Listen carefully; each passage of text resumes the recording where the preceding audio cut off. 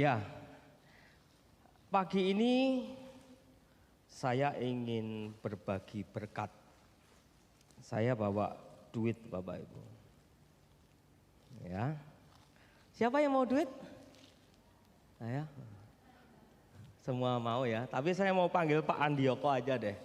Ya, karena ini rekan sejawat saya dalam entry Gang Kelinci. Silakan Pak Andioko.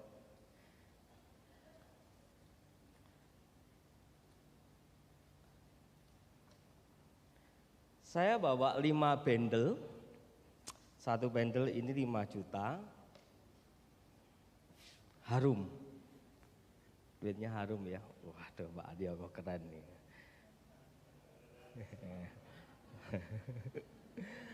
Pak Andioko pakai kacamata hitam ya. Kacamatanya kira-kira harganya berapa Pak Andioko? 3 juta. 3 juta. Percaya ora?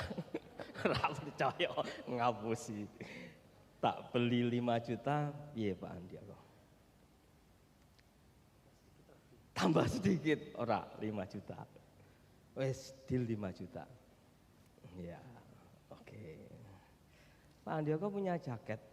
Jaket beli berapa itu di Johar itu aku tahu. 15.000.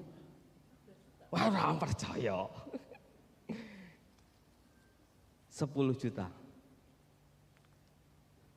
Ora 10 juta wae. Deal ya. Lepas jaketnya.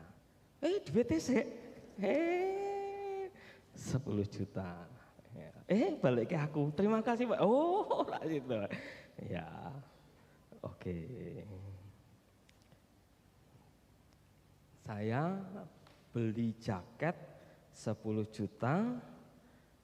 Beli kacamata sing rupane ngene iki elek 5 juta. Jam tangan aku ngerti itu murah regane 10 juta. Nah, ya 10 juta copot ya, 10 juta. Pak Andioko hari ini kaya ya, barang sing rak laku ngene iki untuk 20 juta. Tapi Pak Andioko punya cincin itu, cincin kawin. Berapa gram kira-kira itu? Nggak dijual. Nek tak ganti emas batangan piye? Saya punya emas batangan ini boleh di shoot, ini emas tenan iki. Bapak Ibu, ya. Satu batang ini 10 gram, saya bawa 6 batang berarti 60 gram. Kali meh notiau. Berarti piro kira-kira? Anggap baik 100 juta. Cincinmu tak tukar ini mau ndak? Berat. 60 gram. Ndak bisa ditukar. Tapi 60 gram. Tenan nih. Bapak Ibu, dia ndak mau. Ada Bapak Ibu yang punya cincin kawin tak tukar kok tuku meneh didol iki. Mumpung golek emas angel loh Bapak Ibu. Ada? Saya dia ndak mau. Waduh, Bu Dokter mau gitu ya. 60 gram Bu Dokter ya. Tenan bawa cincin kawin tah Bu Dokter? Oh bawa ya. Oh di rumah. Enggak, yang sekarang. Oh ada. Ini Bu Dokter, tak tuker. Ada yang mau? Ada? Ayo. Mumpung golek duit angel lho iki. Ya toh, ini 60 gram. Ada yang mau?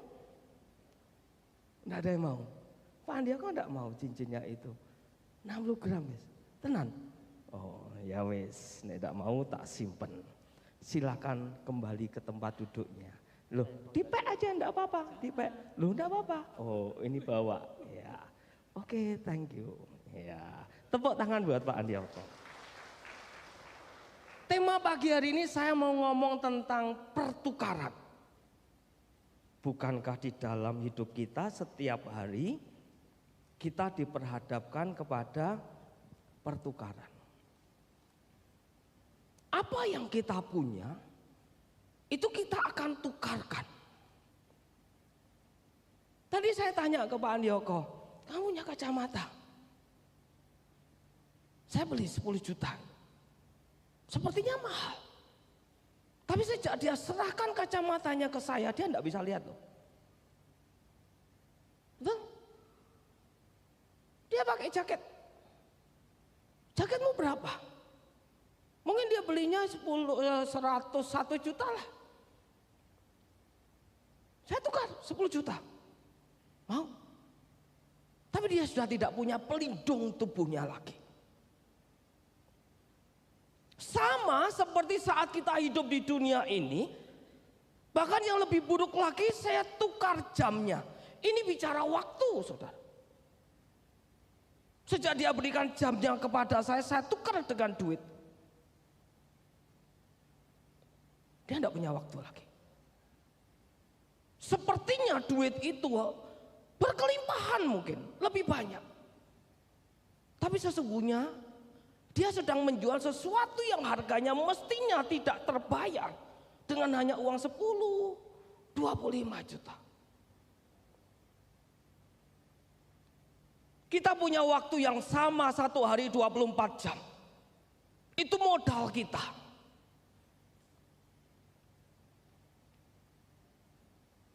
Nah, waktu itu kita jual, kita tukarkan dengan semua kegiatan di depan kita, Bapak Ibu. Coba kita cek berapa banyak kita punya modal yang mestinya waktu itu harganya mahal. Ini modalnya mahal. Tapi kita tukarkan untuk sesuatu yang mungkin kita pikir ini berguna. Walaupun sebetulnya kalau mau jujur kita tahu itu tidak berguna, Bapak Ibu. Makanya tadi waktu saya tanya cincin kawinmu, dia kekeh, enggak mau. Ini 60 gram. Enggak mau dia. Mungkin orang berpikir ya 60 gram saya bisa jual lagi. Saya belikan cincin yang baru. Ini bukan soal yang ditawarkan dunia kelihatannya menarik sehingga kita jual yang kita punya dan itu sangat berharga, kita jual untuk sesuatu yang tidak berharga. 60 gram, saudara. Cepet tiau. Nek emas asli. Wong ini palsu, ini etok-etok saya beli di Shopee, Bapak Ibu. Tapi bukankah itu gambaran dunia, Bapak Ibu?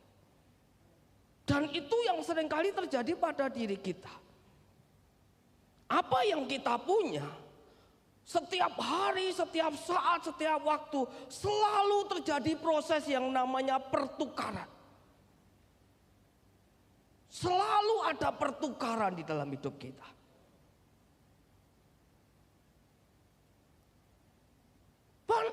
Bahkan kita berpikir, ya dunia itu memberikan hal yang menarik, kelihatannya menarik. Jadi apa yang kita pikir, enggak apa-apalah, enggak apa-apa, kita tukarkan dulu. Itu yang dunia tawarkan, saudara. Ada satu kisah yang kita tahu, ya, kisah Yakub dan Esau. Ya. Yakub dan Esau. Kejadian 25 ayat 29 sampai 34. Alkitab berkata demikian. Pada suatu kali Yakub sedang memasak sesuatu. Memasak sesuatu. Menurut Bapak Ibu, apa yang Yakub lakukan ini, dia masak sesuatu, dia sudah tahu tidak plannya apa? Tahu. Plannya sedang menggoda Esau kakaknya. Ada tujuan yang dia mau raih. Dan dia tahu kakaknya ini anak sulung. Saudara tahu anak sulung mendapat bagian 2 kali lipat daripada anak berikutnya. Dan Yakub pengen anak sulung itu, hak kesulungannya itu dia dapat. Bagaimana caranya? Dia lihat apa yang jadi kelemahan Esau. Saya mau kasih tahu, saudara. Dunia itu tahu apa yang menjadi kelemahan anak-anak Tuhan. Kelemahan Esau itu mulutnya. Apa yang yang Esau lakukan? Setiap hari dia berburu. Tapi tidak setiap hari dia mendapatkan hasil buruan. Makanya Yakub mempersiapkan sesuatu. Dan dia sedang memasak sesuatu. Apa yang menjadi kesukaan Esau. Kalau Esau tidak suka babi, Yakub tidak akan masak babi kecap. Setuju? Karena babi itu haram. Walaupun bagi sebagian besar saudara di sini babi itu harum. Tapi bagi Esau itu tidak menarik. Dan Yakub tahu kesukaannya Esau adalah sup yang berwarna kemerah-merahan. Suaranya nyaring.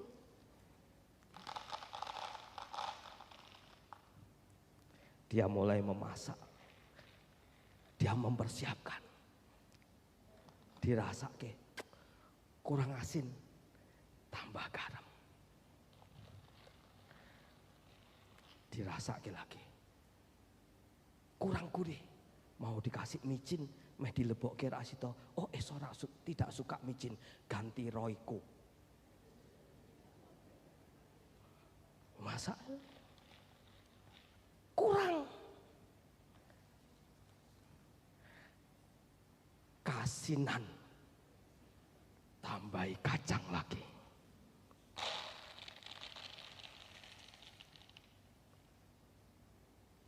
Dimasak, saudara.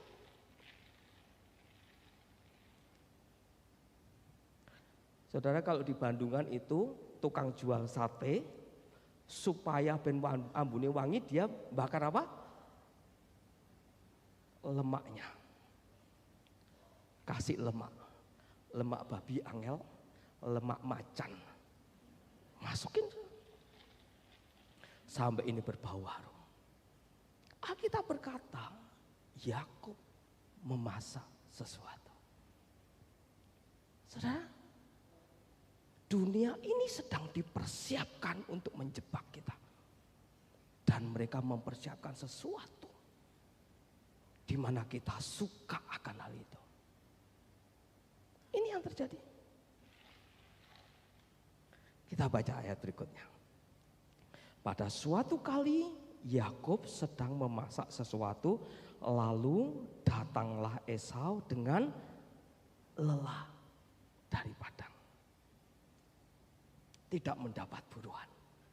Capek, saudara. Kata lelah atau bad low secara rohani perlu kita waspadai. Orang yang di dalamnya ada Roh Kudus kuat, saudara, nggak akan tergiur dengan itu. Sama seperti Pak Andioko. 60 gram. Nggak mau. Ini pernikahan loh. Nggak sebanding kau jual dengan 60 gram. Dia tidak mau. Tapi saat kita bad low atau lelah, ini tidak gampang, saudara. Makanya banyak dari kita saat kita lelah dan dunia tawarkan sesuatu yang lain, yang kita berpikir dunia itu bisa memberikan solusi atas kelelahan kita, kita ambil itu.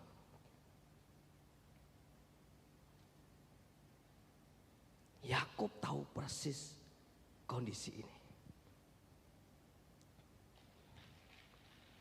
Menimbulkan bau yang harum.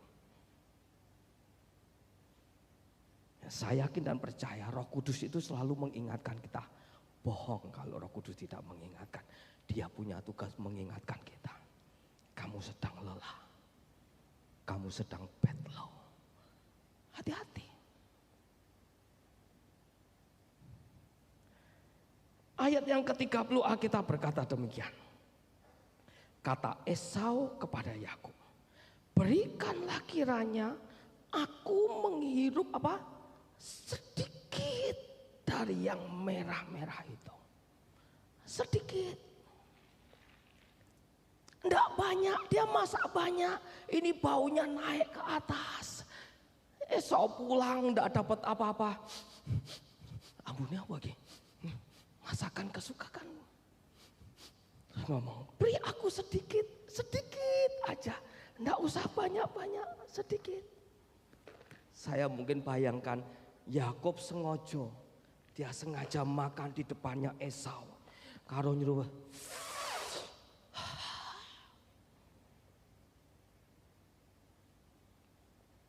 dan Esau ngomong, berikan aku sedikit aja. Sedikit, saudara. Saya ulangi lagi, sedikit, tidak banyak. Ini orang yang lelah. Kenapa seperti ini? Karena kita semua mengalami hal ini. Kita kadang lelah secara rohani. Lalu kita berpikir sedikit saja untuk meredakan kelelahan dan kelaparan yang hanya sesaat. Dia tidak minta nasi padang. Tidak. Dia minta, beri aku menghirup sedikit saja dari yang merah-merah itu. Ini masakan pasti enak, saudara. Saya ulangi lagi, dunia tawarkan tuh semuanya enak. Berikanlah kiranya aku menghirup sedikit dari yang merah-merah itu, karena aku lelah.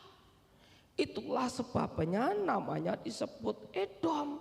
Edom itu artinya merah, merujuk sesuatu yang tidak berharga. Dan Esau menukarkan sesuatu yang sangat berharga dengan yang merah-merah ini.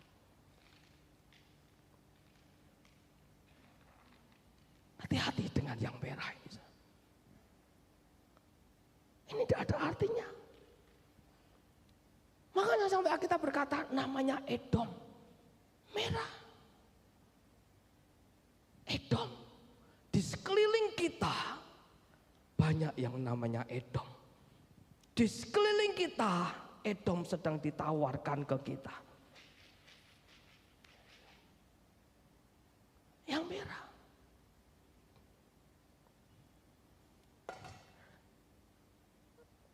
Kondisi kalau tidak lelah, mungkin Esau akan berpikir, dia tidak sembrono. Tapi kondisi yang lelah itu menjadi berbahaya. Kalau saudara lelah saat ini, cari gembala M3-mu. Cari pemimpin-pemimpin yang lain. Minta didoakan. Kita bukan orang yang super, saudara. Kita selalu di sekeliling kita diperhadapkan sesuatu yang merah-merah di sekeliling kita. Kita bukan orang yang kuat loh. Kita ini rawan. Makanya kita berkata, iblis itu seperti singa yang mengaum-ngaum. Kenapa seperti itu? Karena mereka tahu kita punya sesuatu yang besar. Sesuatu yang sangat berharga. Dan itu yang mau direbut dari kita. Kenapa sesuatu yang sangat berharga? Terbukti bahkan Yesus mau mati buat kita. Artinya kita berharga bagi dunia ini. Terkhususnya bagi Allah kita. Ayat berikutnya ayat 31 Alkitab berkata demikian. Ini pintar sekali. Tetapi kata Yakub, jualah dahulu kepadaku hak kesulunganmu. Ini kan gak masuk akal, saudara. Ini barang murah. Murah banget loh. Dan nanti lihat, Yakub bukan hanya kasih sup kacang merah, dikasih roti juga. Karena dia sudah persiapan, saudara. Ini Yakub cerdik banget. Dia jual, dia punya yang murah untuk ditukarkan dengan yang sangat berharga, dan itu yang menjadi tujuannya. Ini cuan gede. Saya curiga Yakub ini mengalir darah Cina, saudara. Namanya Lim Cuan Telus namanya. Dan Esau namanya gak cuan gak apa-apa. Yang ngerti ini sesuatu yang bernilai. Hei, ditukarkan dengan sesuatu yang aku menghirup sedikit saja. Saudara mau enggak sih? Kira-kira kalau ditawarkan, kamu punya sesuatu yang berharga, yang harganya mahal sekali, ditukarkan sesuatu yang ecek-ecek, saudara. Enggak masuk akal. Tapi dunia ini demikian membuat semuanya ini tepat pada waktunya dunia untuk menjatuhkan kita. Karena kondisi Esau sedang lelah.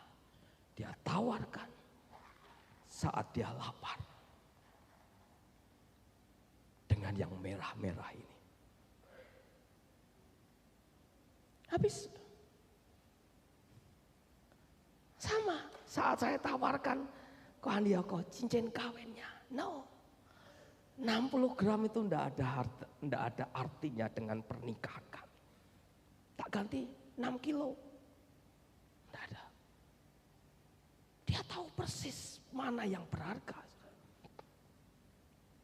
Kalau cuma 60 gram, saudara.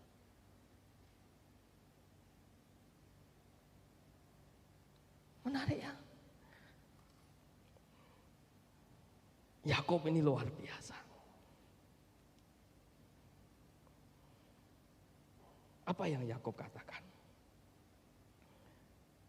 Ayat berikutnya, saudara. Ayat 32. Sahut Esau, sebentar lagi aku akan mati. Apakah gunanya bagiku hak kesulungan itu? Saudara, kalau kita baca ini kan bodoh banget gitu.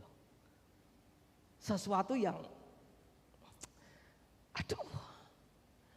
untuk sesuatu yang berharga, kau tukar dengan yang enggak bermakna. Terus kita berkata, sebentar lagi aku akan mati. Aku kalau berburu bisa diterkam binatang buas. Itu artinya engkau sangat tidak menghargai apa yang kau punya, berharga sekali. Dan kau mulai mencari alasan. Esau mencari alasan, sebentar lagi aku akan mati. Apa artinya hak kesulungan itu? Saya mau kasih tahu, saudara. Itu kebodohan yang luar biasa. Dan itu yang selalu kita lakukan. Kalau mau jujur. Hari Sabtu yang lalu, minggu lalu saya ngisi tuh di anak-anak youth, saya sampaikan kepada mereka. Kalau kalian punya pacar dan kau pacaran, kau tahu pacarmu itu bahasa mereka red flag, segera tinggalkan sebelum menikah. Jangan berpikir nanti saat aku menikah aku bisa menyelamatkan dia. Saya mau kasih tahu, saudara, jangan mencoba untuk jadi juru selamat. Juru selamat itu cuma Yesus, kita tidak sanggup disalib. Jangan pernah kau tukarkan sesuatu yang berharga untuk yang tidak berharga ini, saudara. Ini sangat tidak ada artinya.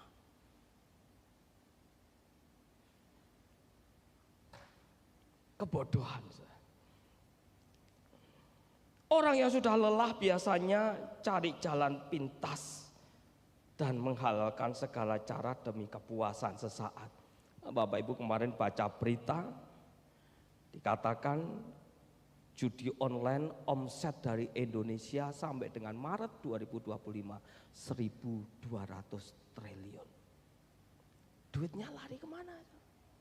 Keluar dari Indonesia 1.200 triliun. Dan herannya lagi 88% yang main, orang yang minus, yang menengah ke bawah sekali.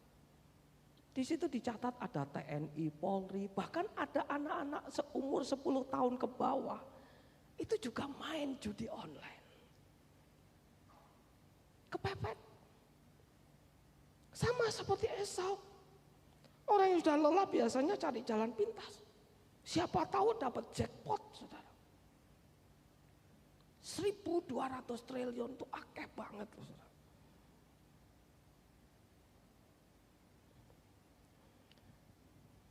Ayat 33, kata Yakub, Ini orang pinter banget, ini orang cerdik banget. Ini orang ngerti bagaimana memanfaatkan kondisi keadaan yang ada. Bersumpahlah dahulu kepadaku. Dan sebaliknya Esau ini goblok banget. Dan dia langsung berkata, maka bersumpahlah ia kepada Yakub dan dijualnyalah hak kesulungannya kepadanya. Demi semangkok yang merah-merah ini, demi Edom yang sedikit ini. Dia sumpah, saudara.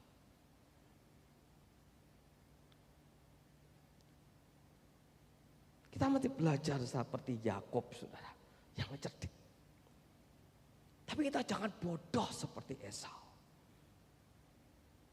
Bersumpah demi yang tidak ada harganya. Dalam kaitan kita sehari apa-apa yang kita lakukan, waktu kita berapa banyak yang terbuang, saudara. Tukarkan. Setiap waktu, setiap saat saudara datang ke sini ini sedang menukarkan waktu Bapak Ibu semua dari jam 8 mungkin sampai jam 10. Ini yang disebut cara cerdiknya Yakub, kira-kira begitu. Menukarkan waktu 2 jam untuk sesuatu yang berharga, itu benar. Walaupun sebagian besar mereka tidak mau menukarkan itu. Yang menukarkan sesuatu yang berharga waktunya membaca Alkitab, mencari Tuhan, beribadah. Tapi ditukarkan untuk sesuatu yang lain yang tidak berharga. Ini yang terjadi. Ayat 34. Lalu Yakub memberikan roti dan masakan kacang merah itu kepada Esau. Kamu minta sup saja, masakan kacang merah, tak kasih bonus roti, saudara.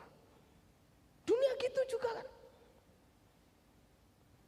Dunia memberikan bonus kepada kita, tapi sesungguhnya sekali lagi itu tidak sebanding dengan apa yang kita tukarkan yang disediakan dunia. Tapi masalahnya itu yang kita ingini.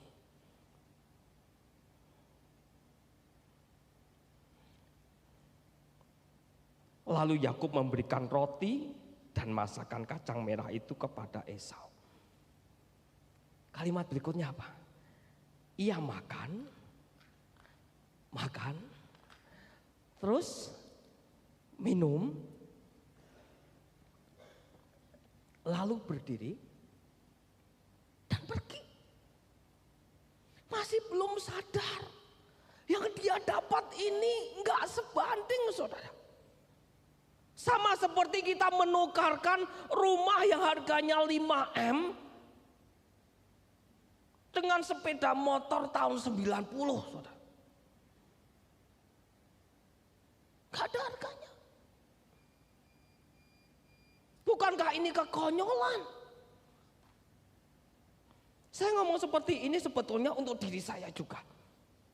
Karena kita semua belajar bahwa ini terjadi pada kita semua. Demikianlah Esau, baca sama-sama 2-3, memandang ringan hak kesulungan itu. Saya berdoa, kita semua berdoa supaya kita tidak memandang ringan hak kesulungan yang Tuhan berikan, mati di kayu salib. Ini sesuatu yang berharga. Waktu yang Tuhan kasih ke kita 24 jam dalam sehari, 7 hari dalam seminggu, 365 hari dalam setahun. Itu modal kita, itu harta kita. Jangan pernah kau tukarkan untuk sesuatu yang tidak ada artinya ini. Mulai sekarang menjadi awas-awas bagi saudara dan saya. Kalau kita melakukan sesuatu, aku cuan apa ora? Ojo ngomong gak cuan, gak apa-apa. Rugi, gak apa-apa. Gak bisa, saudara. Kita harus cuan. Kita harus untung. Apa yang kita tukarkan, itu apa yang kita dapatkan, saudara. Kalau aku ingin mendapatkan sesuatu yang besar, aku mengejar perkenanan Tuhan, aku tukarkan waktu yang aku punya untuk mengejar perkenanan Tuhan. Itu cara berpikir Yakub, bukan Esau. Memandang ringan hak kesulungan. Sekarang kita buka Ibrani 12 ayat 16. Kita berkata demikian. Janganlah ada orang yang menjadi cabul atau yang mempunyai nafsu yang rendah seperti apa? Esau. Ini kitab Ibrani berkata, kamu menukarkan hak kesulunganmu, memandang ringan hak kesulunganmu, itu sama seperti nafsu yang rendah yang menjual hak kesulungannya untuk sepiring makanan, sepiring, saudara. Sepiring. Saya bisa bayangkan waktu Yakub memberikan sepiring. Waktu Yakub menawarkan, terus Yakub ngomong, kamu bersumpah dulu. Begitu bersumpah, ini tak kasih roti lagi. Begitu makan habis pergi, Yakub, yes, cuan gede. Dia dapatkan semuanya.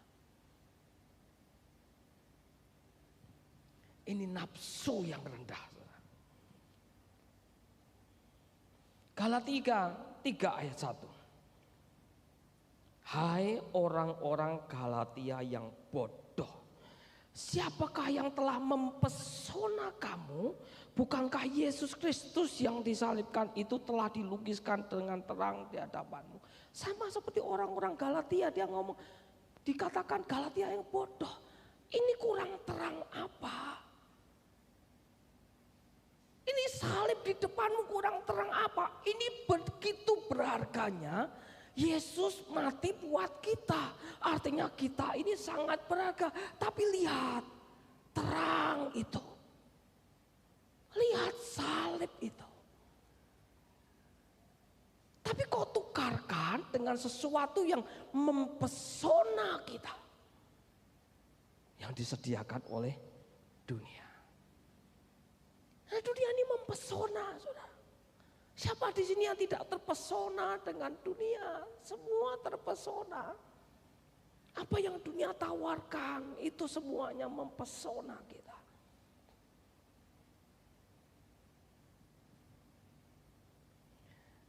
Memandang ringan sama dengan nafsu yang rendah. Itu sama dengan orang bodoh.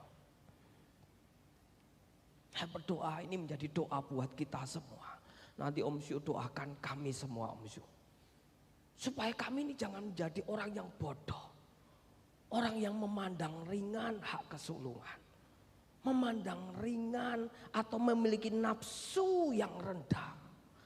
Nafsunya itu rendah, saudara. Saudara bisa membedakan ya, style gaya nafsu rendah dengan nafsu atau gaya yang modern dengan yang rendah atau kehidupan yang bermakna berkualitas dengan nafsu rendah itu seperti bumi dan langit, saudara. Sekali lagi kita punya sesuatu yang sangat besar, sangat berharga, kita tukarkan dengan ini nggak masuk akal loh. Harusnya sadar gitu. Ini tidak masuk akal. Ojo, seperti tadi loh, Pak Agus. Kok Pak Agus, Pak Andioko. Oh sorry. Yang cincin ini mahal. Sorry, ini bukan soal cincin bro. Kalau cuma 60 gram emas itu bukan apa-apa. Ini soal pernikahan bro. Ngerti saudara? Jangan ditukarkan dengan yang ecek-ecek. Saya mau tunjukkan sesuatu yang kita belajar dari ini saudara. Bandingkan dengan Matius pasal yang ke-13 ayat 44 sampai 46. Saya sampaikan seperti ini. Kita berkata demikian ayat yang ke-44. Hal kerajaan surga. Ini cetok sudah ditulis. Hal kerajaan surga itu seumpama harta yang terpendam di ladang, yang ditemukan orang, lalu dipendamkannya lagi oleh sebab sukacitanya. Pergilah ia menjual seluruh miliknya, lalu membeli ladang itu. Ini seorang yang mencangkul di ladang, terus dia menemukan harta karun, dia lihat, wow, ini gede banget, ini harganya tak ternilai. Dia lihat dia punya harta milik, tapi itu terlalu kecil dengan ini. Alkitab berkata, saking sukacitanya dia pendamkan lagi, dia pulang, dia jual semua hartanya yang tidak bernilai atau kurang bernilai untuk membeli ladang itu berikut harta karun yang ada di dalamnya. Ini cara berpikirnya Yakub seperti itu. Dia hanya menjual yang murah untuk sesuatu yang besar, saudara. Ini di satu sisi ya Bapak Ibu. Tapi Yakub jahat, ya ini kita tidak bahas itu. Tapi ini kita sedang ngomong antara Yakub dengan Esau. Yakub ini seorang yang cerdik, dia ngerti, dia jual yang murah untuk mendapatkan sesuatu yang besar. Sama seperti perumpamaan itu, dia sedang mencangkul, dia mendapatkan sesuatu yang berharga, sangat berharga, tak ternilai harta. Ayat yang kita baca tadi itu, hal kerajaan surga. Ini bukan hal yang ecek-ecek, ini hal kerajaan surga. Ini perumpamaan tentang hal kerajaan surga, sesuatu yang sangat mahal, sangat berharga. Dia dapatkan itu. Dia jual yang kurang berharga untuk ditukarkan sesuatu yang sangat berharga. Dalam kehidupan sehari-hari apa? Paling gampang gini, kita punya waktu untuk bersaat teduh. Yang kita tahu waktu kita itu tidak sebanding dengan saat kita menghampiri tata Tuhan. Kita jual, kita tukarkan waktu 1 jam, 2 jam untuk mendapatkan sesuatu yang berharga. Ini yang Tuhan mau. Ini bicara kerajaan surga. Hal kerajaan surga. Saya ulangi lagi, hal kerajaan surga. Kita tukarkan waktu kita untuk mengejar sesuatu yang sangat berharga. Karena begitu mendapatkan itu, dengan sukacitanya dia jual yang dia punya. Saudara dan saya, kita punya 24 jam dalam satu hari. Kita jual apa yang kita punya untuk ditukarkan sesuatu yang sangat besar. Itu yang dikejar orang. Itu yang dimaui Tuhan. Saya berdoa, saudara, waktu saya menyiapkan ini, saya renungkan Tuhan. Wow, ini saya mau. Saya mau Tuhan. Menukarkan waktu saya paling gampang. Menukarkan sesuatu untuk mendapatkan hal yang gede banget ini. Makanya saya tidak mau nganggur, saudara. Saya tidak mau diam. Kenapa? Waktu saya diam tidak melakukan apa-apa, saya sedang membuang harta saya. Sama seperti ini. Sama seperti Esau. Lakukan sesuatu. Kita punya modal. Tukarkan dengan yang seharusnya kita dapatkan. Ayat berikutnya, saudara. Ayat 45. Ayat 46. Demikian pula, diulangi lagi, hal kerajaan surga itu seumpama seorang pedagang yang mencari mutiara yang indah. Ini pedagang, dia mencari. Make sense dengan kita kalau saudara bekerja, saudara pebisnis.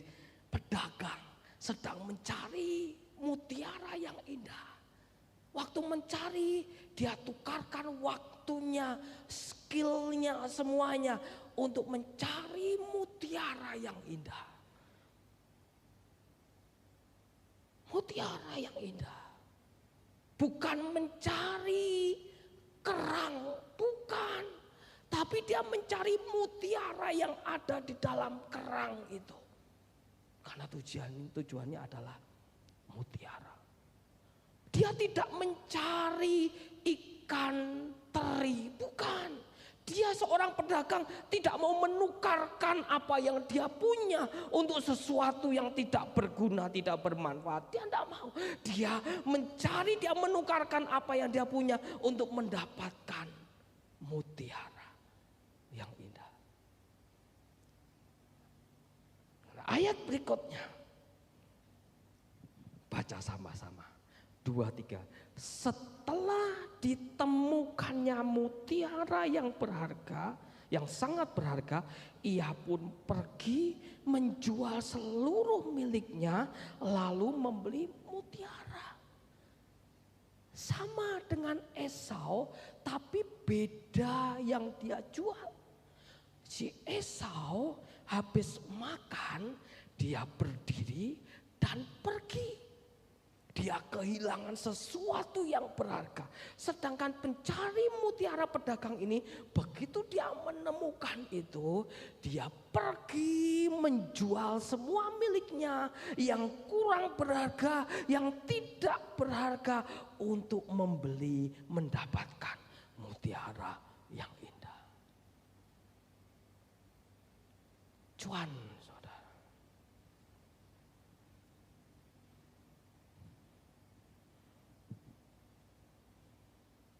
Saya mau tunjukkan lagi. Ya, kasih contoh supaya kita belajar dengan tokoh-tokoh ini. Sadrah, Mesah, Abednego, dan Daniel memberikan contoh agar hidup dengan bijak dan tidak sembrono.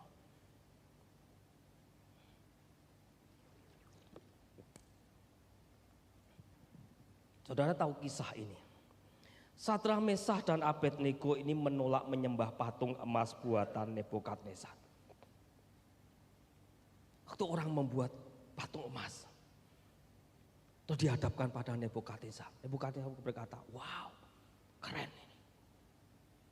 Dan para pejabat penjilat-penjilat itu yang menjual hak kesulungannya untuk menjilat. Dia ngomong sama Nebukadnezar. Semua orang demi didengar suara trompet, semua orang harus nyembah patung itu. Bagus, bagus. Rajanya gila hormat. Bagus, bagus. Semua nyembahku. Semua rakyatku nyembahku. Sadrah, Mesah, dan Abednego, mereka tidak menjual imannya, bahkan nyawa taruhannya. Daniel pasal 3 ayat 16 sampai 18. Perhatikan ini. Lalu Sadrah, Mesah, dan Abednego menjawab Nebukadnezar. Lampunya mati? Oke. Bapak Ibu dengar suara saya? Waktu suara trompet itu dinyatakan, ini Sadrah, Mesah, dan Abednego, mereka tidak mau menyembah. Dan para pejabat lain berkata, lihat itu 3 orang tidak mau menyembah. Dia laporkan ke raja, raja ada 3 orang. Ini orang Ibrani. Mereka tidak mau menyembah raja demi didengar trompet itu. Raja marah. Dipanggil 3 orang, diberi satu kesempatan. Hari ini kalau kau mau menyembah aku di hadapanku, kalau kalian tidak menyembah aku di hadapanku hari ini, kamu lepas dari semua hukuman. Karena hukumannya kamu akan dimasukkan ke dalam api yang menyala-nyala. Dibikin sate itu. Saudara tahu apa yang dijawab mereka? Mereka berkata tidak. Bapak Ibu buka Alkitab Bapak Ibu. Daniel pasal 3 ayat yang ke-16 sampai dengan yang ke-18. buka di HP masing-masing. Karena ini menarik perkataan 3 orang ini, saudara. Daniel 3 ayat 16 Alkitab berkata demikian. Lalu Sadra, Mesa, dan Abednego menjawab Raja Nebukadnezar. Apa yang dijawabnya? Yang begini, tidak ada gunanya kami memberi jawab kepada tuanku dalam hal ini. Ini jawaban orang yang keren, saudara. Yang di hadapan dia seorang raja dan dia berkata, tidak ada gunanya kalau raja menawarkan ini. Dia berkata apa? Ayat 17. Jika Allah kami yang kami puja sanggup melepaskan kami, maka ia akan melepaskan kami dari perapian yang menyala-nyala itu dan dari dalam tanganmu ya Raja.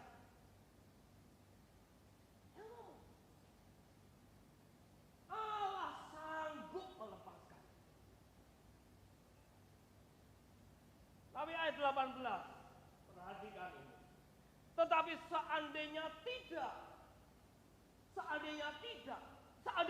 ada mujizat, seandainya Tuhan tidak menolong dan melepaskan mereka dalam perapian yang menyala-nyala, seandainya tidak ada mujizat.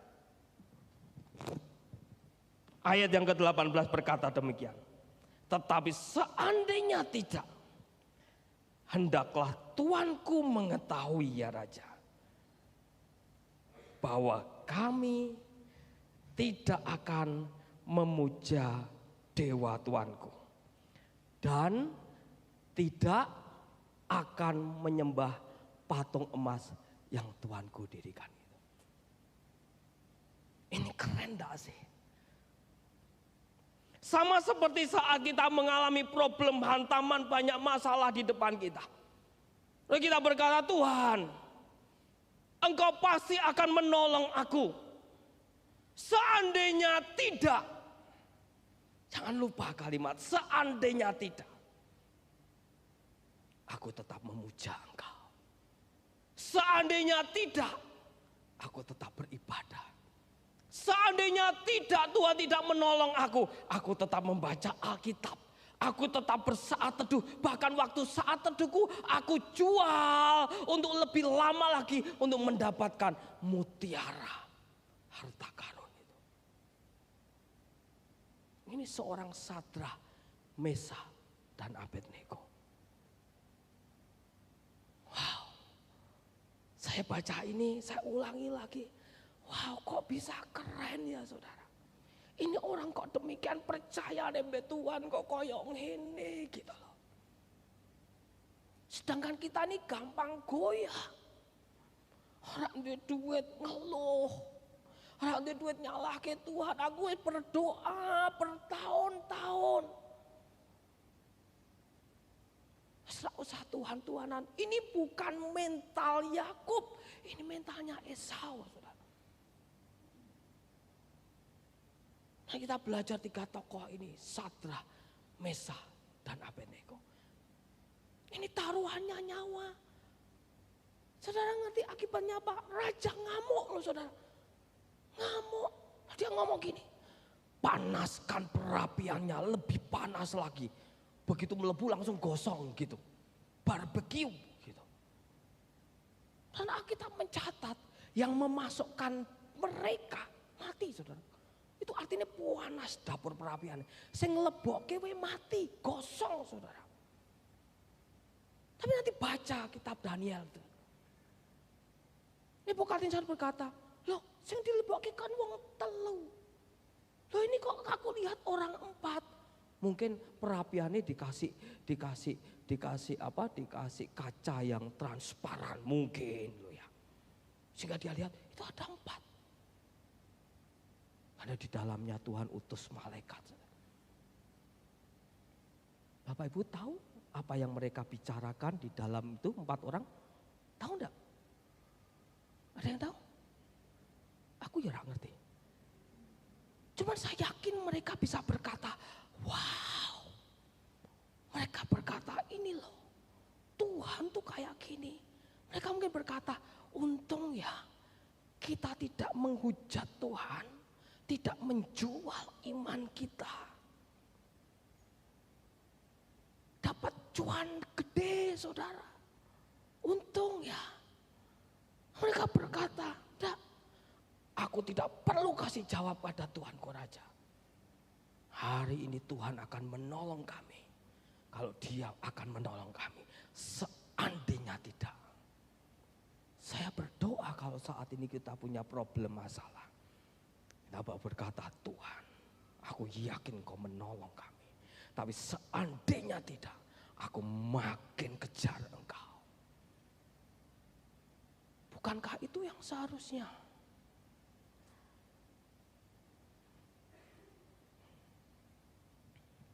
Lihat hasilnya. Orang yang menjadikan Yesus sebagai harta termahal tidak akan pernah mau menukarkannya dengan apapun. Bahkan sesuatu yang mengancam nyawanya. Sebaliknya malah mendapatkan kemuliaan dan perkenanannya. Orang yang berani berkata, "Yang ku ingini Engkau saja." Wow, saudara. Daniel 3 ayat 30. Lalu raja memberikan kedudukan tinggi kepada Sadrah, Mesah, dan Abednego di wilayah Babel. Selalu ada pertukaran, saudara. Apa yang kita tukarkan itu menjadi penting. Yang kita miliki dengan yang kita perjualbelikan, yang kita tukar.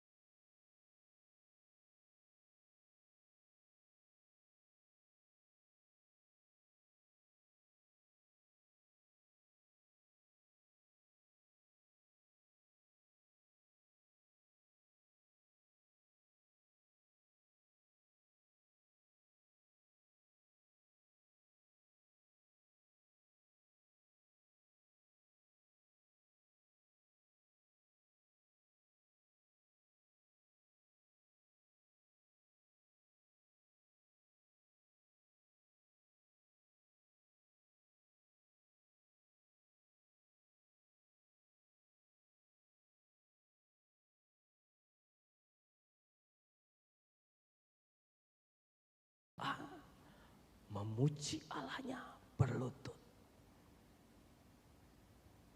Dia tidak jual itu. Ini Raja Darius sedih. Daniel, ini piye?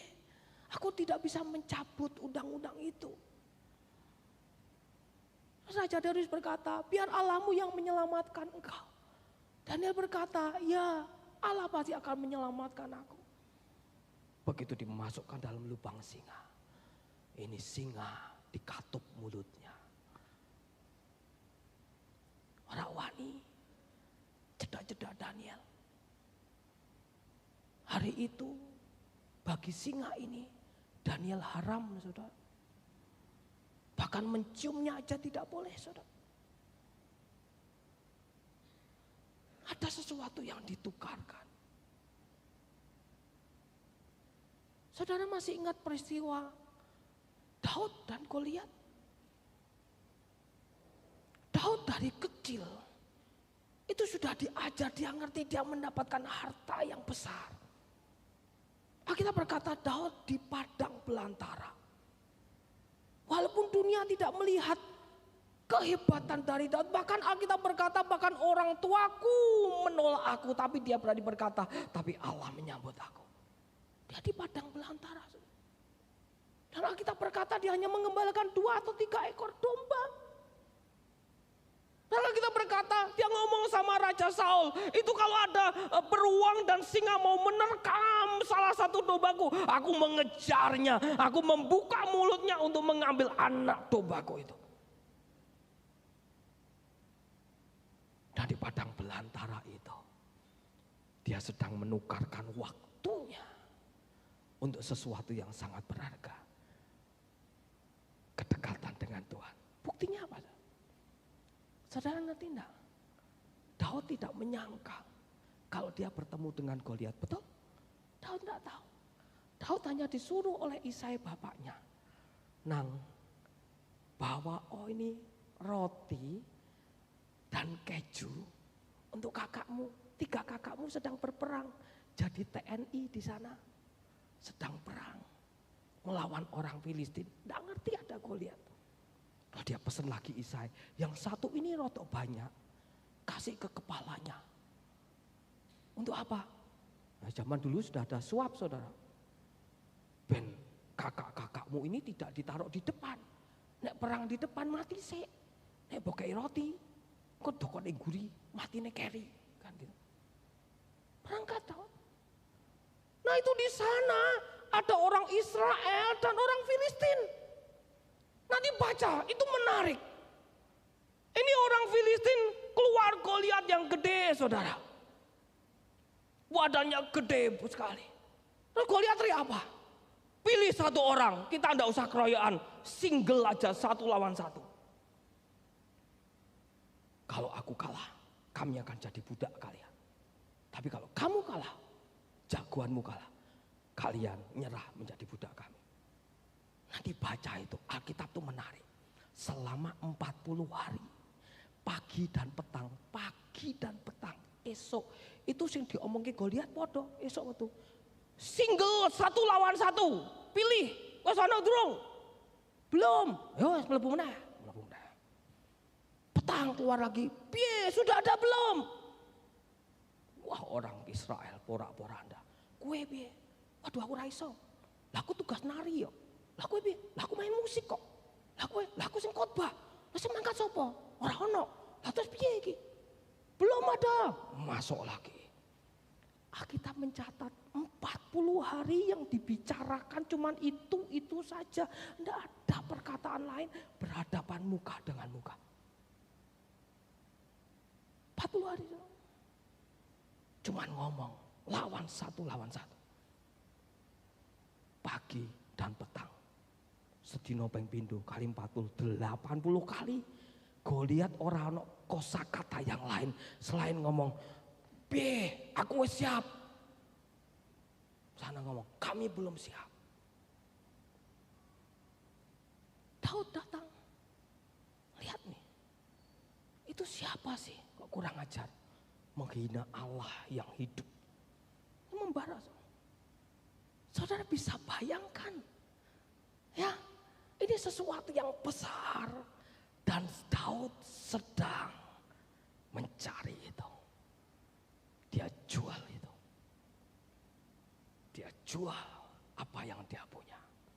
Ditukarkan. Dan Alkitab mencatat. Daud mengambil batu. Dan dia berkata, izin sama Saul. Tuanku, biar aku yang maju.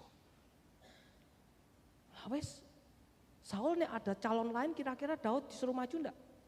Karena ini 1 lawan 1, enggak keroyokan. Dan semua rakyatnya, tentaranya itu pada lari semua. Kakak-kakaknya ngomong, aku tahu sifat pemberanimu. Kakaknya ngomong gitu. Tapi aku tahu kejahatanmu.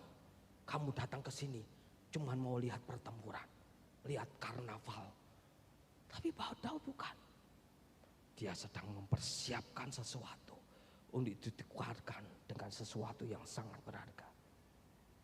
Nah, singkat cerita, Daud mendapatkan itu. Saya berdoa, jemaat KAL termasuk saya, kita bisa tukarkan sesuatu yang kurang bermakna, kurang berharga untuk sesuatu harta yang tak ternilai.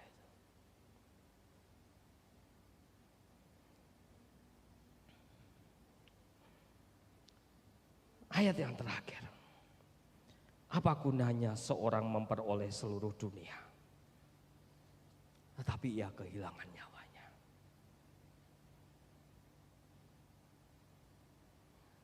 Bapak Ibu masih ingat beberapa waktu yang lalu Om Yu menyampaikan, ini kondisi yang dalam kesukaran. Dan dunia sedang menawarkan sesuatu. Kita selalu diperhadapkan kepada yang merah-merah ini, saudara. Jangan pernah jadi Edom. Kau jual sesuatu yang sangat berharga demi sesuatu yang tidak ada harganya sama sekali. Bapak Ibu tahu akibat dari yang dilakukan oleh Esau. Saat dia ditipu oleh adiknya Yakub, dia berteriak, hilang hak kesulunganku. Dan kita semua tahu, penyesalan datangnya selalu terlambat, saudara. Saya berdoa kita tidak mengalami apa yang Esau alami. Saya berdoa, dan kita semua berdoa. Ini minta Om Yu untuk mendoakan kita semua, supaya kita sama seperti Sadrak, Meshak, dan Abednego, yang tidak pernah menjual barang berharganya. Sama seperti Daniel, sama seperti Daud, yang tidak asal, saudara.